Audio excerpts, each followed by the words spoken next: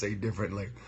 But listen, if you have never experienced what it is to have the Lord talk to you about what he wanted from and out of your life, it is a beautiful thing. It is a beautiful thing.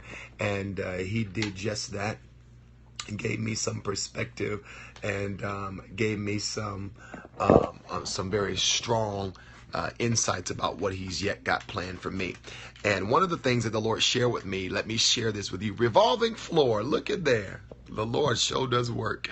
One of the things that the Lord shared with me as an insight for winning as it pertains to my destiny, I'm going to actually share it with you because I think it will bless you. I think it will bless you. So I'm actually going to share with you one of those insights, and then I'm going to give you a brief teaching or a brief rant or whatever you're going to call it on evaluating friendships. That is something that I think we don't do enough of, and it is something that I don't think we have a premise to do, but I want to help you. My t-shirt game, yes, this says Legends Are Born in July. So shout out to all of you that were born during the month of perfection and completion. God bless you.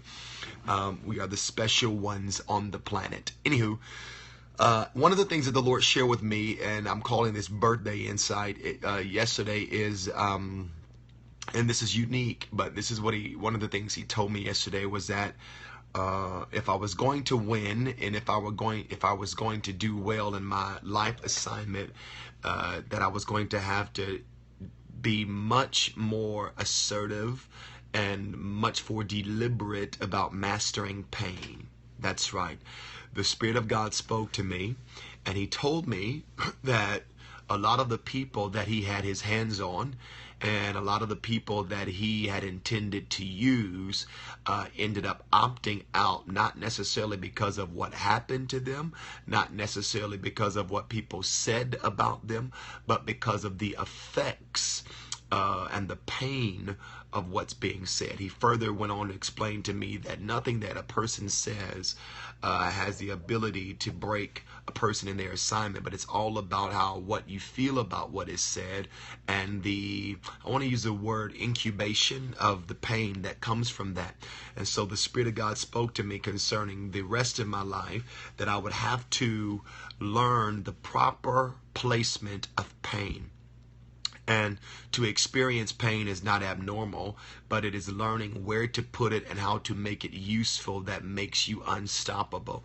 He explained to me that because of what he had called me to do, that he wanted to give me a vision to be unstoppable. And so I needed to learn to be sensitive enough to him to learn the appropriate placement of pain. And what that looks like is learning to make it useful, learning when to internalize, learning when to externalize. He also spoke to me about making it something that I pull energy from. For example, I was thinking into this as he was talking to me yesterday, and one of the things that I realized is that, what everybody is called by God to do comes with a measure of discomfort and comes with a measure of pain. It is not always inappropriate or it is not always excruciating, but there is pain that comes with everything you say yes to in God. But what hit me so hard yesterday, and I'm going to leave you with this and then go into my rant. What hit me so profusely yesterday was that the pain of watching things remain how they are is far more excruciating than the pain of having to do what you've been called by God to do. I'm going to say that again. The pain of having to watch things remain as they are. Life, the world, the kingdom, the church, families, the condition of cities, all of that, the state of the church, the pain of watching all of that remain how it is far more excruciating than the pain of having to face what you need to face to mature enough to handle your life mandate. So that really, really, really hit me. I would rather go through and undergo the things that are needful for my development than sit and be absolutely drained and be absolutely, I don't know the world, brutalized by the reality that things around me are not changing. So that's what the Father spoke to me yesterday, is he wanted to make me unstoppable, and he had a lot of things for me to do, some of which he told me he hadn't even begun to share. And so because of that, he wanted me to learn now how to deal with pain and how to have perspective about pain, painful experiences, painful circumstances, and how to use it to my advantage and also to the advantage of others, and not allow pain to be an indicator of when you should stop or when you should quit. Only those of us that are called to do things beyond or above ourselves can understand why that's significant to know. But that's what God gave me yesterday, was if you're going to go all the way with me, I've got to teach you now how to quarantine pain, express it healthily, get use of it, make it an energy source, but refuse to allow your life, your love, your pursuits, your passions to be sculpted by the unfortunate effects of a painful experience. So that was a part of my birthday insight. I can't share with you a lot of the other things he shared with me. They are personal, and I don't preach everything that the Lord deals with me about, which is a major mistake of a lot of preachers. But God speaks to me and gives me lessons for my life that I don't always give people. It's some things that he just lets me know. And I bring others into the overflow. So that's just insight, birthday insights. I'm going to give you really quickly some insights about why it's needful to evaluate friendships. Let me ask you a very, very important question. How many of you are struggling in the subject of friendship? Give me a hand emoji if you are struggling or having difficulty with the subject of friendship. If it has been a complicated issue, if it has been a complex, okay, good. Okay, some of you are in one-sided relationships where it seems as if you are more effortful in them and the others are not reciprocated, or others of you start relationships and they never really mature, or they don't grow, or they end up ending brutally, or how many of you are experiencing that? Okay. They don't understand the call at times. Awesome.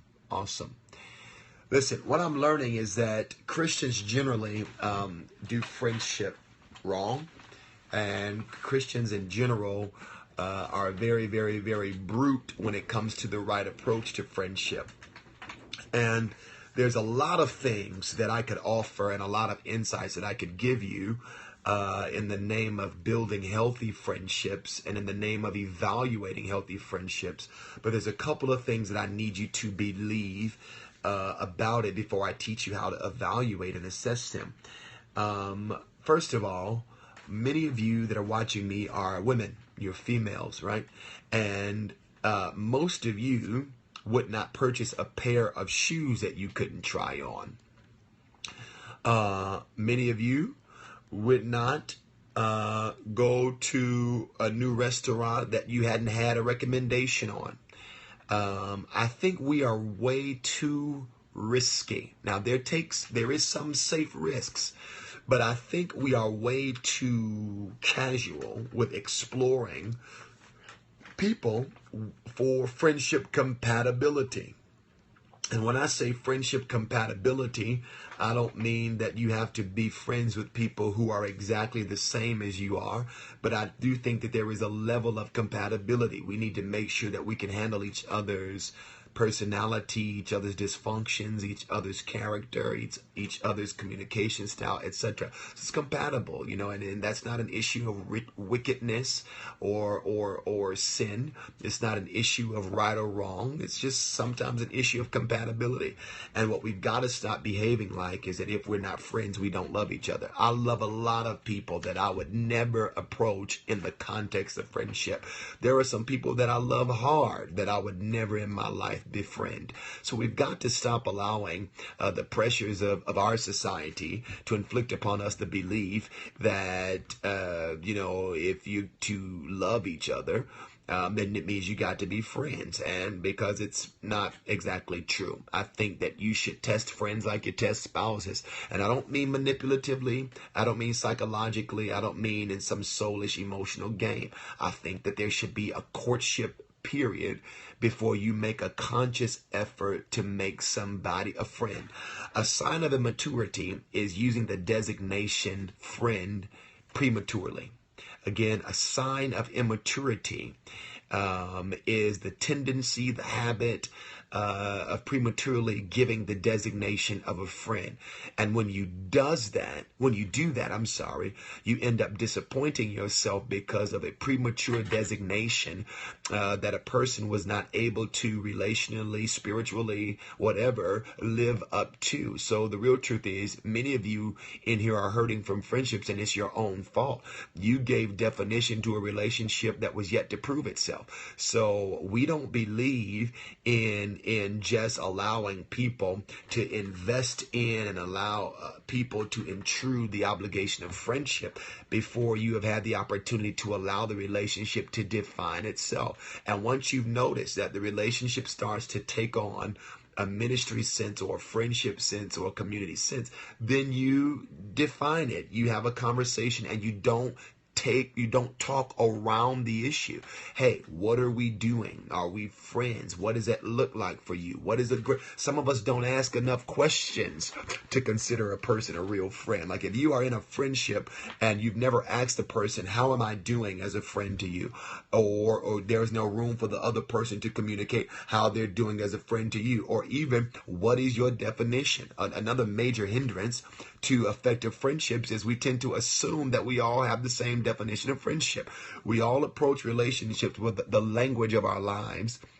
And not just the language of our lives, but also the definition of our lives. So what a friend is to me may not be a friend to you, and what a friend is to you may not be a friend to the next person, etc., etc. So it's really irresponsible to call yourself committing to a friendship and without the opportunity to explore, to engage, and to converse about what that actually looks like in the context of the person that you're engaging with. So that's really important that you've got to understand. Don't assume it. Let it define itself, and then you confirm, you reinforce, you align that relationship and your expectations with the definitions given. Many of you have expectations that are beyond the definition you gave for the relationship or for the interactions. What you need to do is allow your expectations to be accountable to the definitions that you mutually gave the relationship. So I really hope that you get that, and I hope that you understand that, okay? Another thing that you've got to realize about friendships, and this is all me just doing kind of precursory work before I give you some coaching in this area, is that you've got to resolve that you need them. What I find, and this is a strong bondage that I know oh so well, because over 15 or so years ago, let me not even be that generous, maybe even about 10, 12 years ago, I was one of you. I was one of you, dysfunctional, dreaming, praying, prophesying, traveling, writing, collegiate level black men that was in pursuit of success and acclaim and didn't really feel like friendship was a necessity. And of course, being an intellectual, I was able to justify and rationalize how and why I could exist without it. How and why I could go without it, how and why I would not suffer without it. Let me tell you something about deception. The worst type of deception is what the New Testament calls self-deception. That type of deception does not come from the enemy, from the adversary. The worst type of deception is what the Bible calls a deception of your own heart. Now, let me pull out of there before I get stirred up. That's something we need to talk about more, especially right now in America, is deception. But anyway, so yes, I was in self-deception.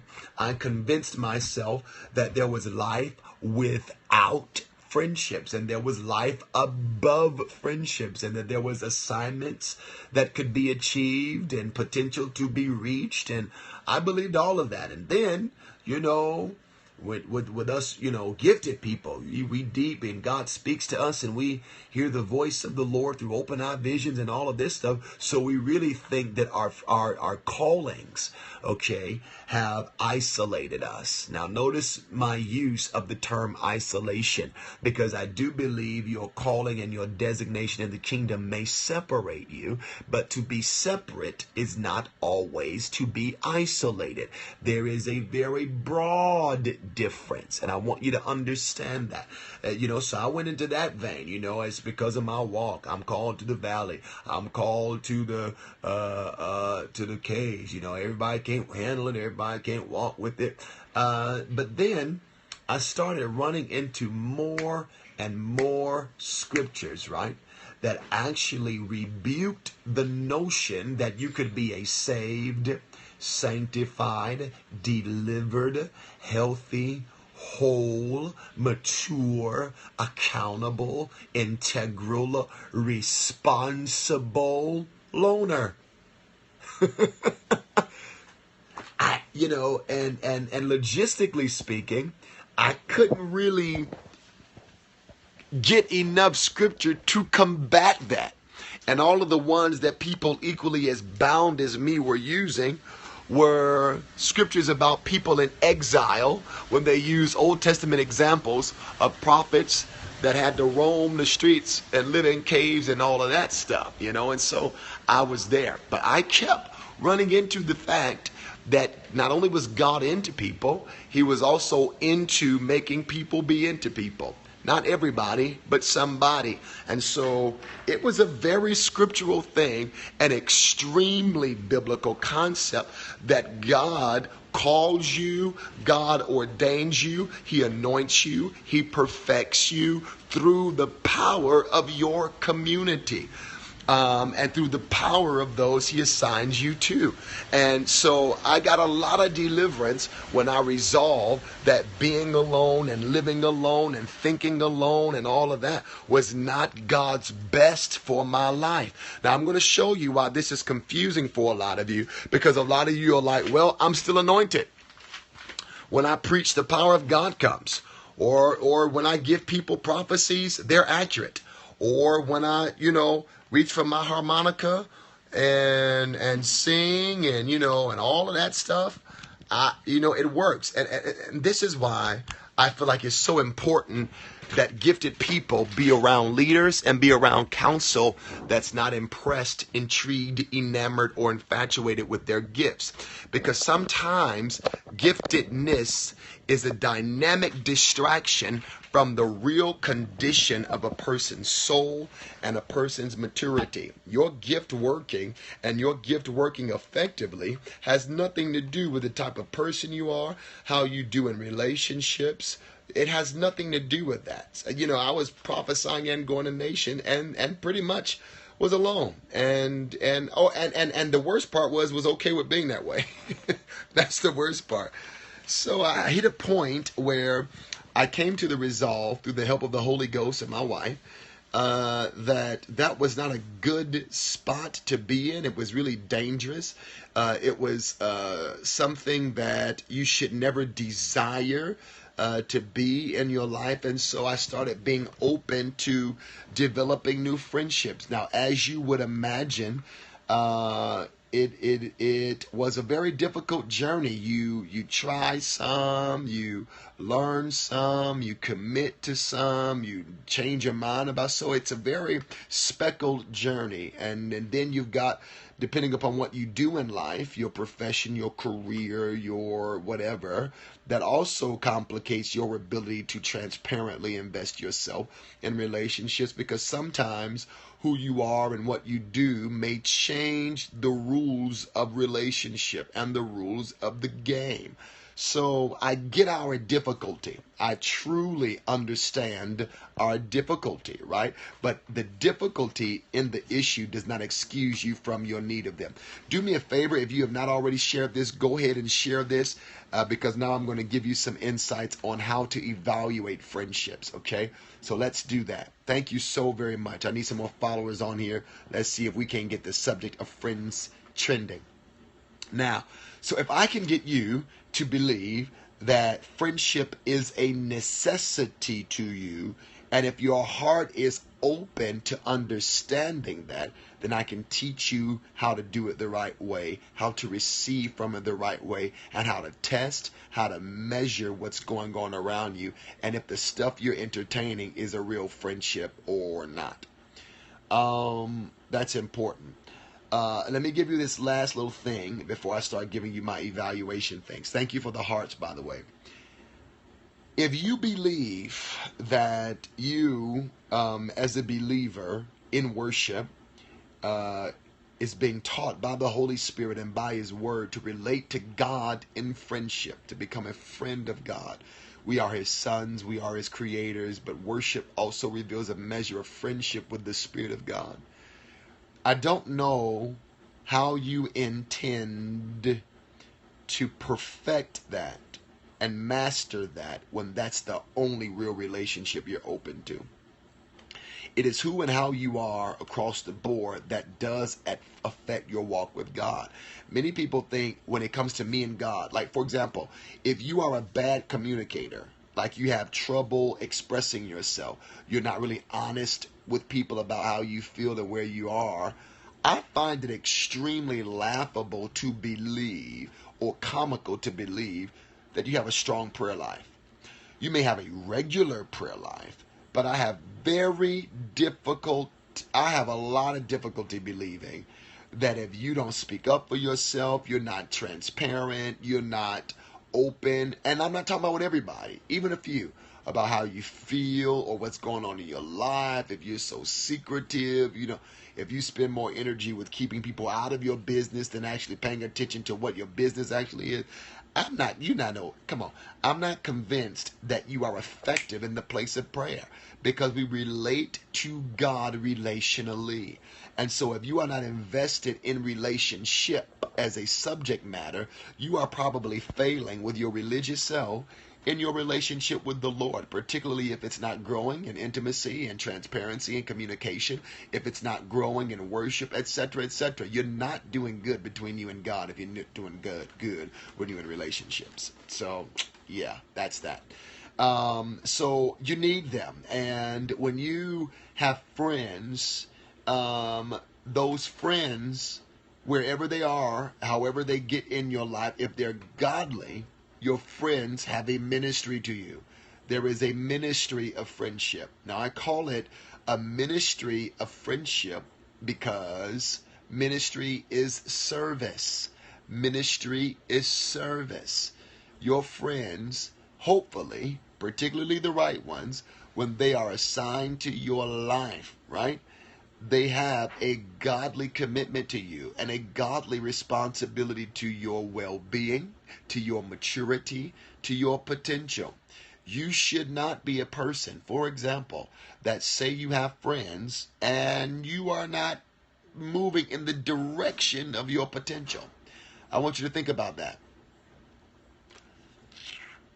If you are stagnant, if you are stuck, if you are beyond changing, if you are beyond evolving, not only do you have a problem, if your friends are silent on the matter, I would probably say they're less than quality friends. The book of Ecclesiastes gives us an amazing template for the ministry of friendship, and it is this.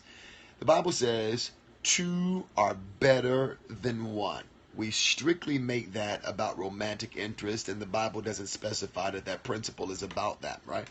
It says, if one falls down, how can he lift himself up if there be no one there to help him? So we've got a couple of issues here to work with. Number one, the whole objective of relating in a friendship type of way centers around the word better. Better.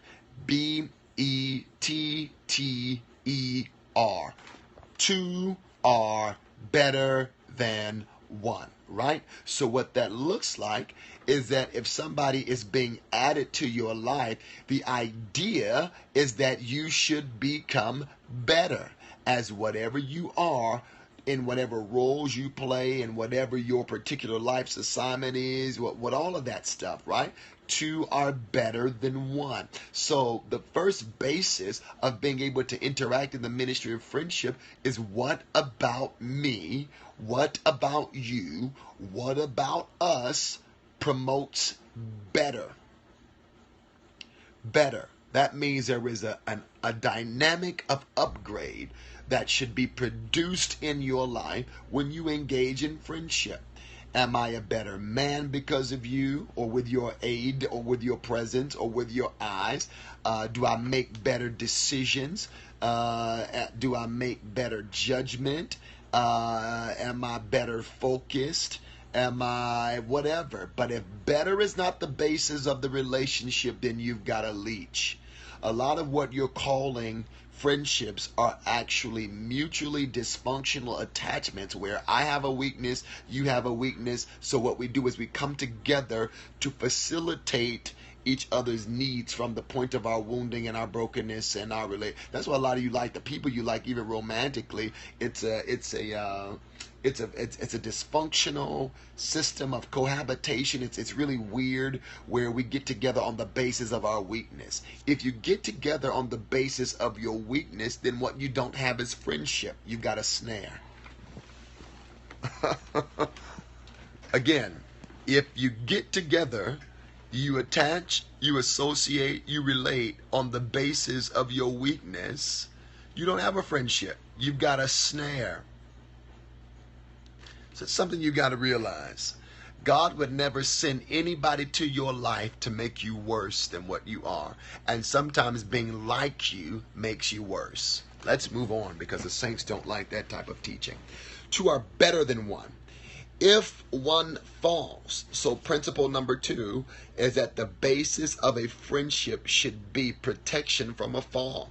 So not only is better the basis of our relating and our relationship and the revelation behind why we are necessary in each other's lives, then you being in my life and me being in your life and us relating as a community should be a preventative mechanism from a fall and from failure. From a fall and from failure. This scripture shows that if one falls, which means in the mind of the Bible writers, the basis of friendship was to prevent you from making unnecessary falls. Now, will you fall? Probably. Will you fail at times? Probably. But when the ministry of friendship is active in your life, you are less likely to make falls, to fail romantically, to fail your walk with God, to fail your purpose, to fail your assignment, to fail your children. If you have friends and they finance your fall, they promote your fall, they encourage your fall, they incite your fall, they authorize your fall, or even worse, they turn their head when you're about to fall, you don't have friends. You don't have friends. For example, if I am an addict of any sort, of any kind, on any level, right? It's kind of dark in here. I need to see y'all. Oh, that's kind of bright. If I am an addict of any sort, on any level, of any kind, okay, I should not have access to any relationship that would agree with my addiction. And I don't know many addictions that are not destructive. If I'm an addict of any kind, weed, sex, alcohol, complaining, I don't know, whatever people are addicted to these days, and I can call you, text you, tweet you, Instagram you, and can get away with being a slave in and around you, then you're not a friend to me. What you are is a resource, a relational resource from hell. Hell knows the power of relationship. I tell you guys this over and over and over again. I believe Satan watched as the Father and Son interacted. I believe Satan watched as God and Adam interacted in the garden. And I believe in the Garden of Eden, one of the things he made up his mind to do was to forever perpetrate the power that is invested in relationship. Humans know the power of relating. Think about every destructive network on the planet. They do it by the power and by the influence of relating and relationship. Whether this is gangbangers, whether it's terrorists, whether it's sexually addicted communities, whatever it is, they all do it by friendships. Friendships recruit, friendships release. It's all the power of friendship. It's just perverted in its particular way. And so hell does know the power of relationship and will use it against you if you allow it. So again, if you are not preventatively and aggressively concerned about the behaviors, the tendencies, the things about me, in me, around me that could constitute a fall, you're probably not a friend. Or if you are, you're not doing friendship the right way. So that's very, very, very important. And it's one of the things you need to evaluate in your life. A good friend won't let you fall. And if what you want, because a lot of people approach friendship from the basis of their own dysfunction. Like, for example, if you want is for people to be silent, to be muzzled, to turn their eyes so you can fall, then you're actually not ready for friendship yourself. See, what you want is support. What you want is agreement. Now, here's what I'm going to do. This is going to be a friendship tip, a church growth tip, a parenting tip. I'm about to bless your life if you pay attention. In the context of relationships and what people need acceptance. Okay, I want to let that really gain some room in you. They need acceptance. They do. We all need acceptance. Every one of us needs acceptance. There is not a person in the planet that does not need acceptance. And if you don't think you need acceptance, you are mentally delusional, deranged. Now, what we don't need, what we can live without, and what we're not obligated to give is agreement. Agreement. The problem with the church, and why many of your churches will never grow, is because you've not put enough effort into accepting people that you don't agree with. You are not intelligent enough to differentiate the difference between acceptance and agreement. In a marriage, you need acceptance. We accept one another. I accept you based upon who God called you to be. It does not mean I have to agree with you. We accept. Let's see, the problem with the church is we're real hypocritical about who we choose to accept. What we need to do is distinguish that we really do accept everybody. We just don't agree. And we can't make agreement a part of acceptance. You accept people based upon who, how, and what God made them to be. It does not mean that you have got to agree with all of the decisions that they make. That's the problem. In your relationships, in your friendships, if they are real, if they are healthy, and if they are true, y'all not going to always agree. You will see things differently. You will experience things differently. You will have different thoughts on things, but it doesn't mean that we don't have to accept one another because we don't agree. So there is a difference between acceptance and agreement. I believe, to be very frank and brutal, and some of you are not going to like this, the reason the church, the African American church in particular, lost the homosexual community in America is because of that one principle. We're fighting oh so hard and oh so long to prove that we will not accept it, when we should have been just saying we don't agree, but you're definitely welcome here. And our failure to do that has made them develop entire denominations and entire groups and entire communities because they're looking for acceptance. I think we need to do a better job at theologically teaching the difference. And I'll pull out of there because I don't want to upset you unnecessarily. I need to upset you for the stuff you need to be upset about. So yeah, that's the challenge there. There's a difference between acceptance and agreement. We accept everybody at my church. We don't agree with everything that they do. We don't agree. But we accept them 100%. That's what you've got to know.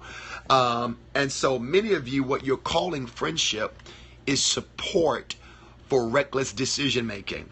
I need somebody that's going to have my back and be in my corner. What you're saying is don't disagree.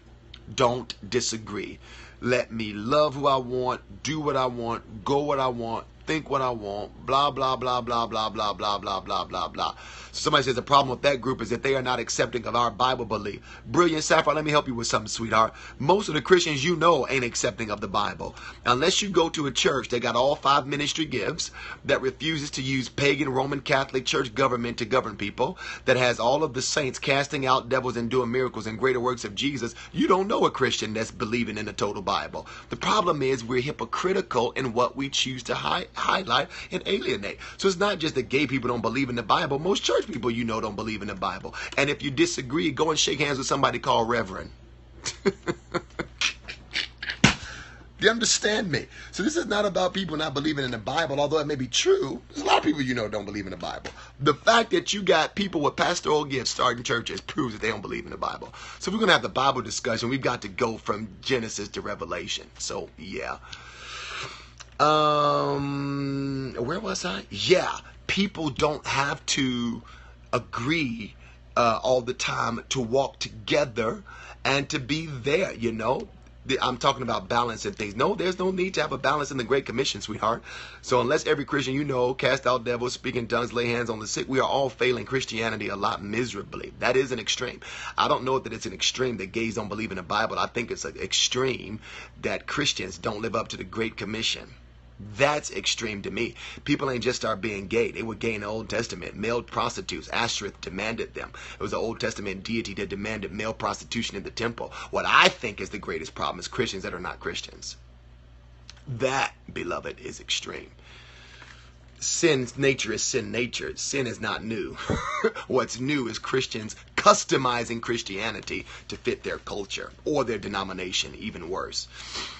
So, yeah, if I can use you and if I can pull on you to finance my fall, then you're not a friend of mine or a friend for me. So that's really important for you to realize. So on the basis of your evaluating friendships, you've got to look at what the scriptures teach friendship should do. We learn that they should make you better. We learn that they should lift you from a fall. But the Bible also says, if one is cold, how will they keep warm? I think that here is one of my rules of friendship. If I have to wonder, guess, if I have to assume, if I have to be curious about whether or not you want to be me, then it's going to affect whether or not I can be transparent with you in friendship. And what that looks like is this. When you try to befriend and you try to relate to somebody in a friendship way who is so enamored, infatuated with you to the extent that they find it hard to celebrate you, they're not going to be there to legitimately support you in a moment of weakness. I have had to dismiss several friends, or so I thought, because of their inability to recognize that I was me and they were them. It's a very interesting thing. You cannot effectively befriend people that want to be you, because what they're going to do is they're going to forever question, they're going to forever wonder, they're going to forever try to criticize everything good that happens in your world, and then they'll even go internal. What they'll do is they'll go internal and start thinking, well, why isn't it me? How did you get married before me? How did you get this before me? How did you blah, blah, blah, blah, blah, blah? That's very important for you to realize. So when a person wants to be you, they're not going to necessarily be there to support you. And some of them may actually get satisfaction off of seeing you in a weak, lonely, or cold spot in life. They may actually get great fulfillment, and they may actually get great joy out of seeing that you've had a relationship go wrong, or you've got fired from a job, or you finally showed a human moment. That is a necessary basis of evaluating friendship. Do you want to be me? Because if you want to be me, then that envy is not going to necessarily be cute after a while. Over time, it's going to be dangerous. It's going to ruin their ability to really interact with you. It's going to ruin their ability to be healthily postured when you need them through a weak moment. So that's very important that you realize. You never want to befriend somebody like that, or you never want to befriend somebody or allow somebody to befriend you who benefits strictly, solely by what you have. because we are not friends on the basis of what we have. We are friends on the basis of who we are. There's a lot of people that are friends on the basis of what they have. What up, bro? What up, bro? What up, bro? That crap irritates me to the death, especially by people that I don't know. I mean, it gets under my skin. You know, people treat relationships so casually and so lightly in this day, and it's almost like the first thing there at the outset is you got to assume, what do you want? Now, I'm probably going to lose my card for saying it, but you got to assume it. What do you want? What do you want? You didn't just bypass all of the normal healthy process of friendship straight to bro mode. We don't even know each other. What's my favorite color? You see what I'm saying?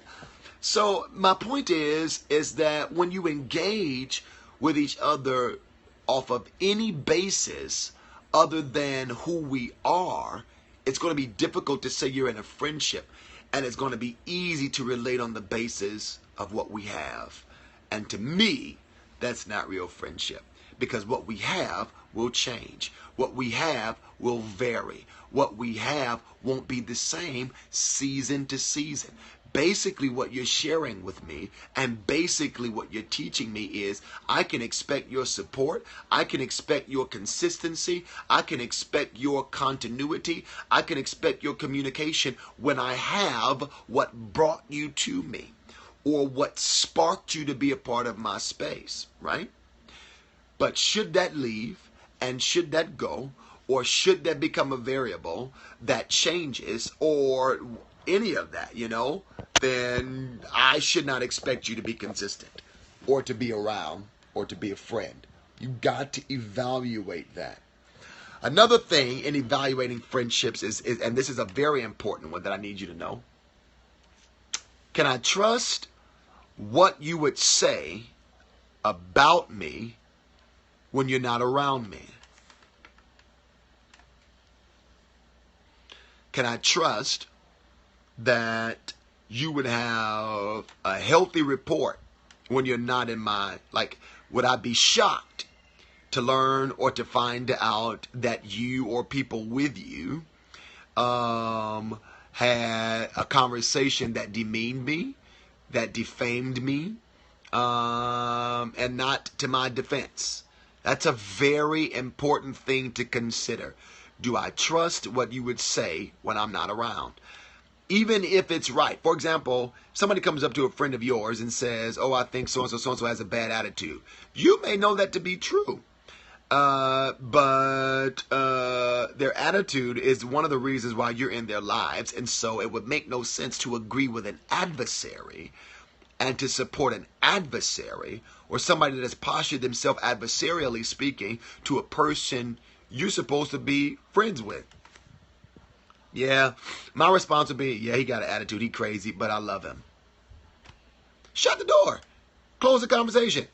If people who can't stand me are extremely comfortable with routinely expressing to you how much they can't stand me, my next question is going to be, why are they that comfortable with you? And then my next assumption is going to be, how much of what they're saying do you agree with?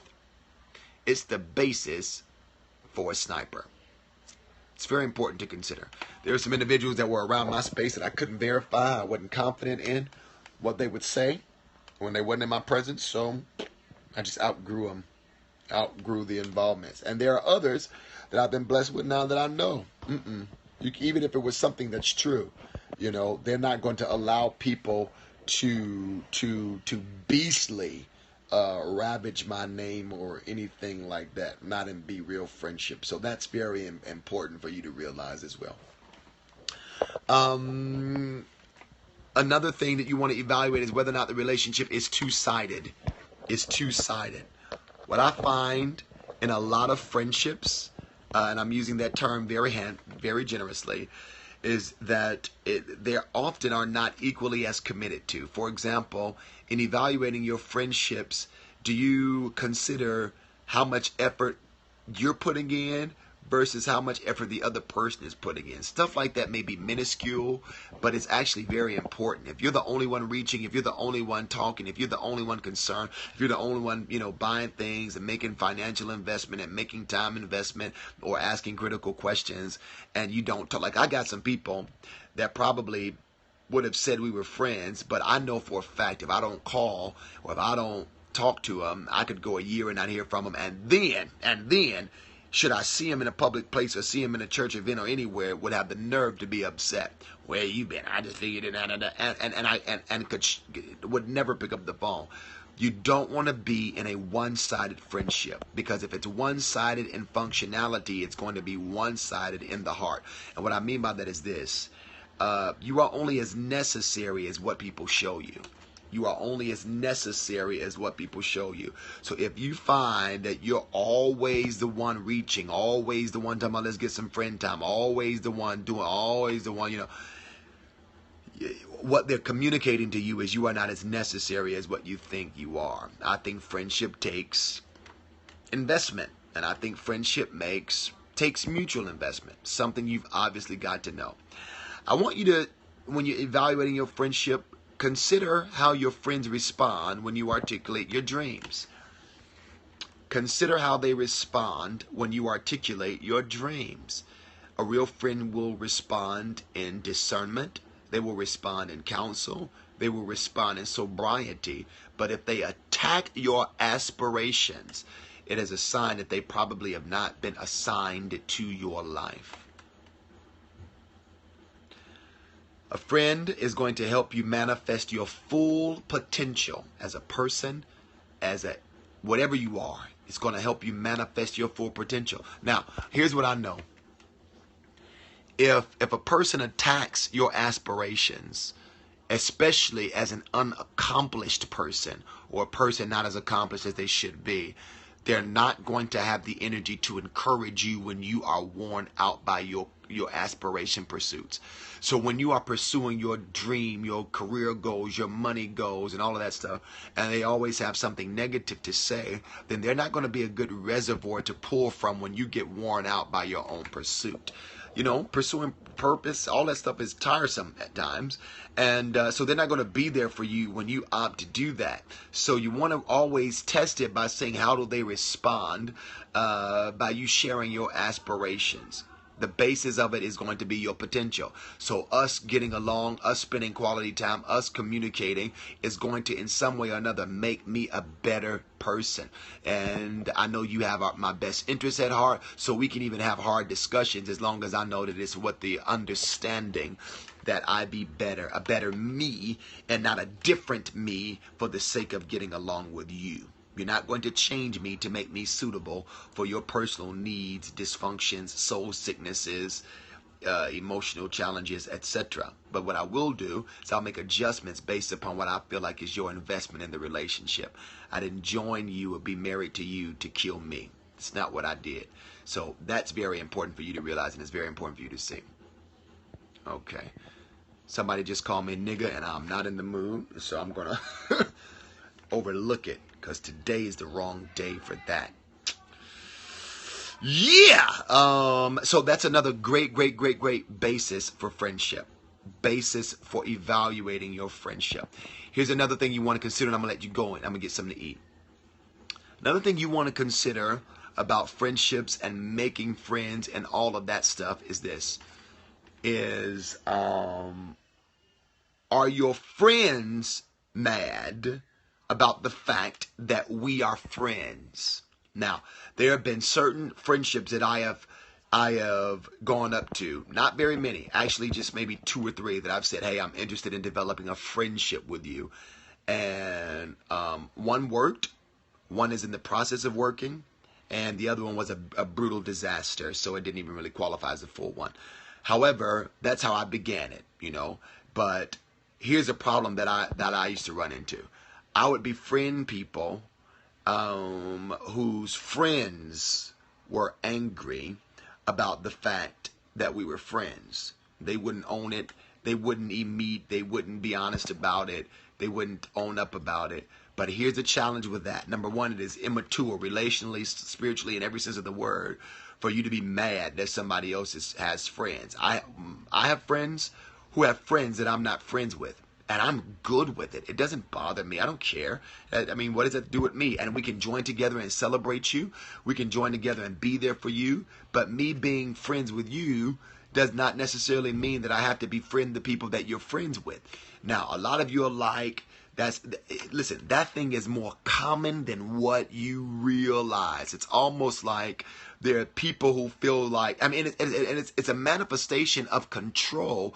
But believe it or not, I've seen it in people as old as 50 years old. Whole married people. I ain't want my friend. Yeah. It's like, bro, number one, that's typical behavior for girls, and it's even immature then. For a man to do it is an entirely different periscope full of gender confusion, arrested development, baby Huey demons, and a whole other stuff. You don't want to be friends with those who are possessive. You've got to mark possessive friends. That possessiveness will turn into an ungodly infatuation and enamoring. I'm telling you, it's all the way off. You understand me? So you don't want to have possessive friends who are watching you like, oh, you spend time on them and you don't spend time on me. Like, if we're friends, the last thing you're doing is taking notes about how many of my other friends I'm spending time with. Now, it doesn't mean that we shouldn't spend time. It doesn't mean that we shouldn't healthily engage.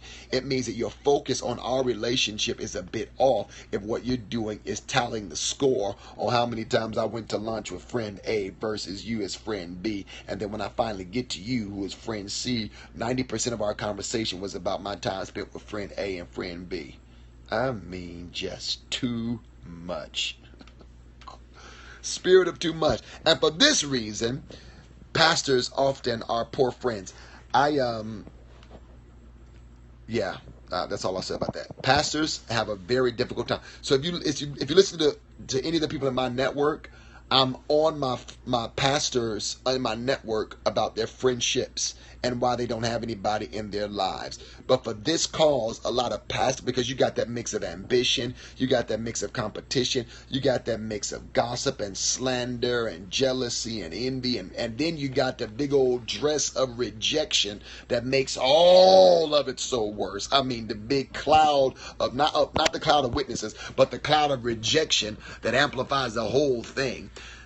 So it just makes it worse. But here, don't make the mistake of not assessing and evaluating your friendships regularly to make sure that they need to really be in your life. Evaluate them. I evaluate them very often, very regularly. I evaluate them to definition. I'm not even scared to ask them how they think I'm doing. I will ask, hey, do we look like this is going to happen? Evaluate them. Don't just let it happen. Evaluate them. How you think we doing? Are you getting what you should get out this relationship? Do you feel like it's got my attention? I think you should make that a conversation. Are we good for each other? Are we not good for each other? How are we going? Don't just let it be. Monitor it. Check in on it, because you'll never know how to improve if you don't evaluate it. You weigh yourself on scales at the gym and won't weigh the weight of your friendships. No, measure them jokers. Define them. They're important to you.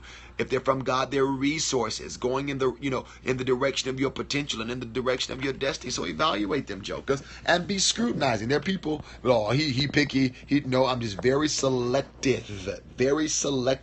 about who I choose to engage in friendship with. And that doesn't make it a clique. It just means I'm not friends with you.